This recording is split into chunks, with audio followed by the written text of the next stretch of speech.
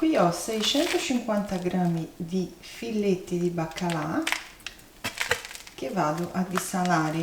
Ovviamente potete comprare il baccalà già disalato, però vi faccio vedere come lo preparo. Prima cosa lo sciacquo bene in modo da togliere il sale. Metto i filletti all'interno di un contenitore con dell'acqua, lascio questo baccalà in frigo e cambio l'acqua 2-3 volte al giorno. Ecco qua il filetto di baccalà ha già perso tutto il sale, ho cambiato l'acqua come vi ho detto per 2 giorni e adesso andiamo a cucinarlo. Guardate che meraviglia! Tagliamo il baccalà a tranci.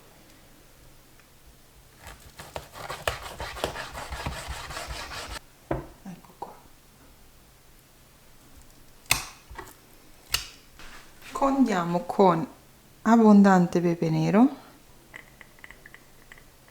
circa 2 cucchiai d'olio d'oliva, 130 ml di latte,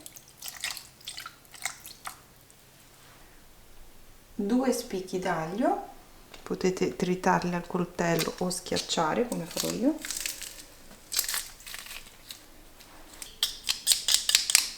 e il succo di un limone piccolino.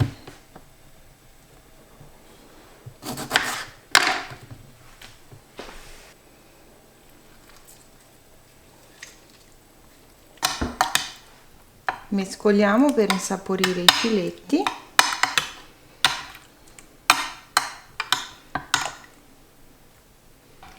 e li lasciamo riposare in questa marinatura per almeno una mezz'oretta per prendere bene il sapore. Qui ho 500 g di patate lesse e le vado a tagliare.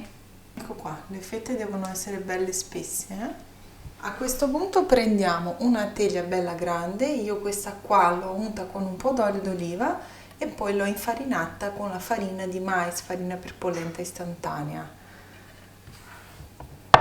Sistemiamo all'interno le patate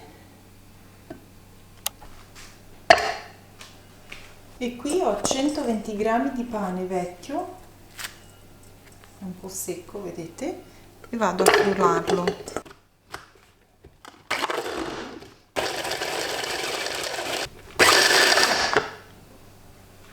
Allora, così va bene, deve essere bello grossolano, vedete?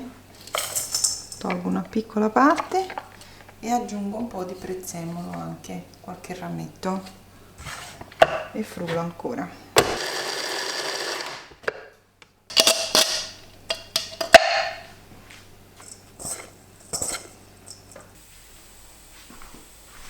Il baccalà si è insaporito per benino. Quindi andiamo ad appoggiarlo con la pelle verso il basso, così. Ci siamo. A questo punto con la marinatura vado a bagnare le patate. Come potete vedere il latte si è stracciato, è normalissimo perché abbiamo aggiunto il succo di limone. Quindi bagniamo un pochino le patate.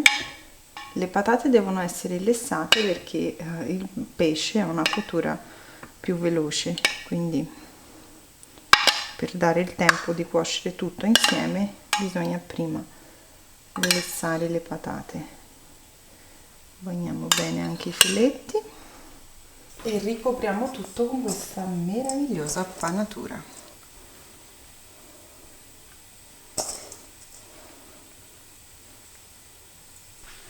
Condiamo con abbondante olio d'oliva e inforniamo. Ed ecco a voi il risultato dopo 25 minuti di cottura a 200 gradi. Crosticina croccante, il pesce rimane morbidissimo e si taglia con una forchetta, guardate.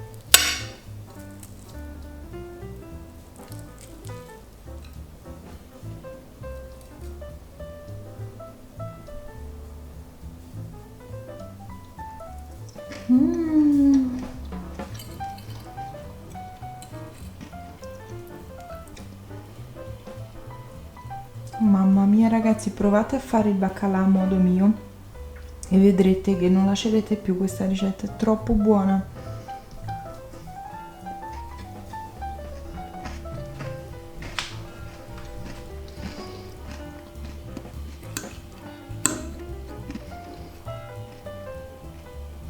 Le patate,